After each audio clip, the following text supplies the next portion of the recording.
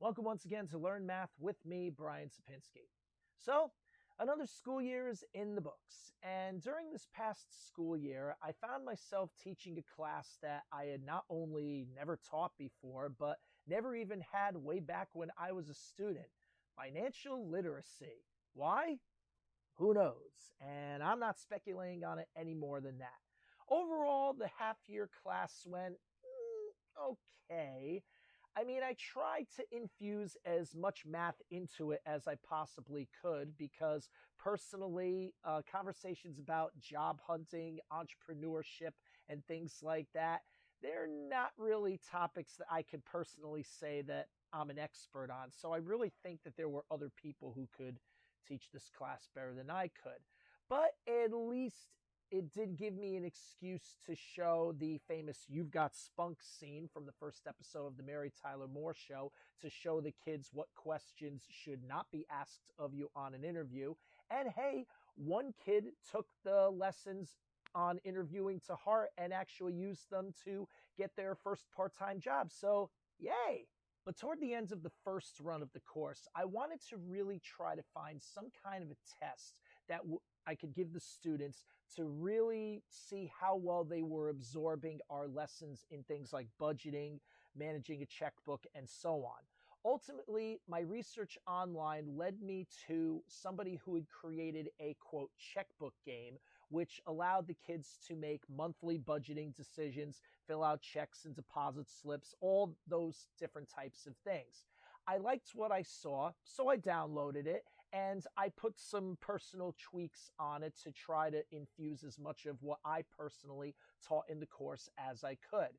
And by the end of the year, as I collected all of my data from both of my 2 semester courses, I saw there were several things that I felt that worked and one big thing that didn't. And it's on that big thing that I am making this video and reaching out to all of you for help. As a matter of fact, let's even go one step further. Since I'm asking for your input, let's make this a challenge chamber.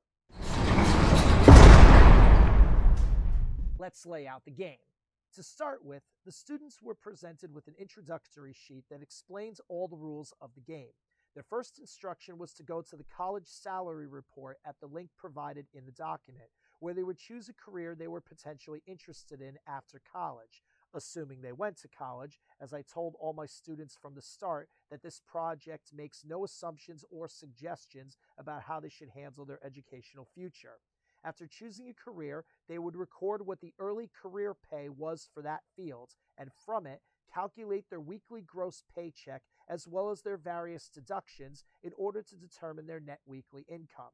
Next, based on their gross income, I lumped the students into one of 3 groups in order to determine their monthly rent and utilities expenses, as well as what type of car they would be financing. The car could be new or used, with each having an advantage and disadvantage that would come into play later. Finally, the students would choose what their cable and cell phone plans would be. Once all of these factors were decided, the game itself could begin. The game was played over a series of 13 parts labeled as weeks. In each week, the students would make a series of choices of how to spend their income, some of which were mandatory while others were optional. First, they had to decide how many of their 7 breakfasts, lunches, and dinners for the week came from food in their apartment and how many were eaten out. However, a bonus rule I made in the game is that every dinner that they ate out allowed them to bring home leftovers that cancel out a lunch. So in this example, since I ate 2 dinners out, I would only have to have 5 other total lunches that I spend money or groceries on during the week. The totals were calculated, and then the choice needed to be made if groceries would be bought to restock the shelves in the apartment. After that, any other mandatory expenses for the week were also recorded, including some which gave a choice of 2 options to take. Any other actions for the week were entirely optional, with most of them being larger expenses like a TV or gaming system that the students don't have from the start. Anything they wanted to purchase would be researched on Amazon and written out in detail. The final 2 numbers would then be decided by me. First, there was the surprise of the week, which would be randomly drawn from a list of possible circumstances that could add an extra income for the week or an extra expense. I would also then calculate the player's refueling expense for the week. Now, I won't go into details about the formula I used for this, but know that I established this game before gas prices in this country went through the roof. So all you politicals out there who want to argue about the number being too low, shut up, crawl back into your caves.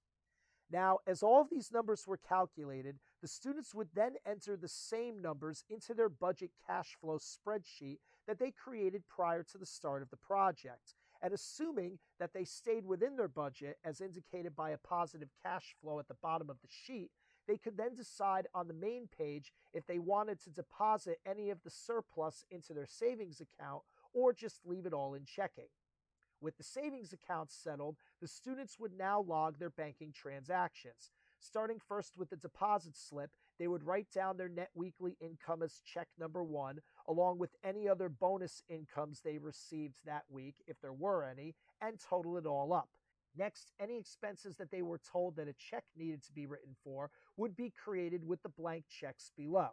With all of the checks created, every deposit, check, debit, and transfer would then be chronologically recorded into a checkbook spreadsheet, also created before the project, to ensure that the surplus or deficit indicated on their cash flow spreadsheet is reflected in the new balance of their checkbook.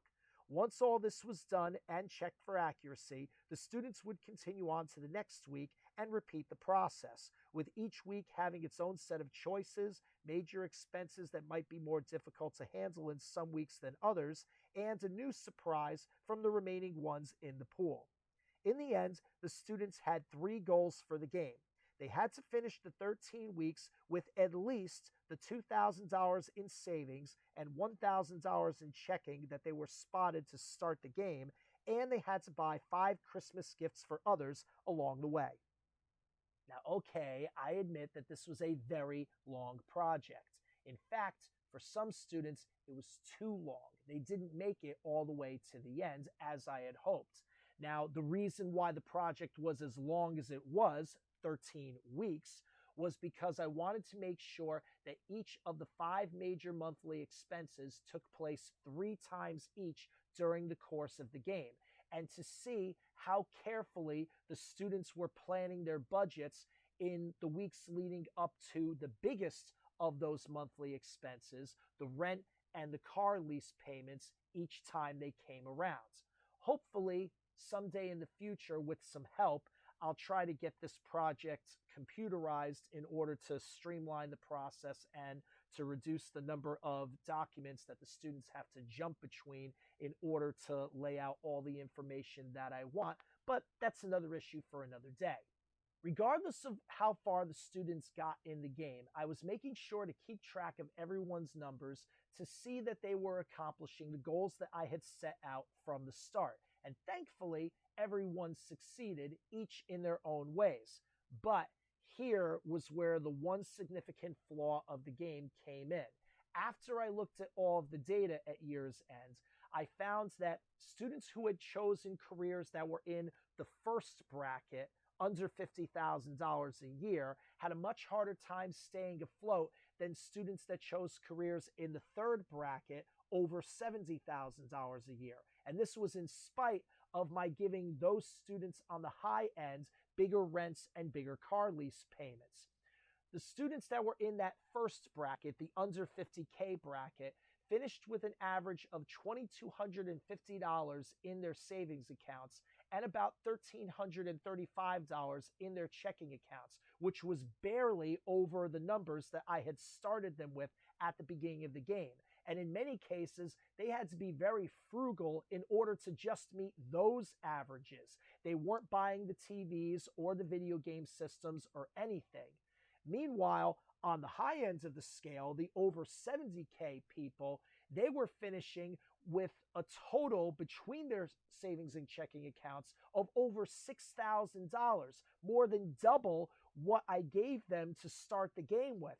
And in an odd coincidence, they weren't really buying any of those major items either, even though, as the numbers show, they could have easily afforded to do so. But even if you take away those large optional expenses, the reason why I bracketed the students into the 3 groups like I did was because I wanted to make sure that the students with the smallest salaries had more relief and a better chance to try to meet their biggest monthly bills, the rent and the car lease payments, each time they came around. Thus, I'm very concerned that there's still such a wide gap between the low salary people and the high salary people. Even those students that were in the middle bracket between 50 and 70,000, they still had a much easier time than the low salary people did. And of course, their numbers fell somewhere in between the other two. So the question that I now face is, how do I fix this project to make it a more level playing field for everyone, no matter what their starting salaries are? Do I have to change the brackets as they exist now? Do I have to add more brackets? Do I have to give students in the largest brackets more burdens to face? Do I have to change the goals outright? These questions and any others that you guys can think of that need answering are what I now throw out to you. So please, I ask of you, if you have any ideas as to what I can do, leave a suggestion in the comments below this video or send them directly to my email at brian.sapinski@gmail.com. The ones that I find that work the best, I will present in a brand new video and give those of you that gave me those suggestions all of the credit in the world because, hey, I could use all the help that I could get on this one just in case I ever find myself teaching this class again. In the meantime, while you're doing that, if you enjoyed this presentation, please, as always, give this video a thumbs up, hit that subscribe button down below and ring the bell for notifications, and be sure to follow me on Twitter at MathSapinski for more of the odds, ends, and shenanigans that I'm getting into. I'm Brian Sapinski. Thanks for learning math with me, and take care.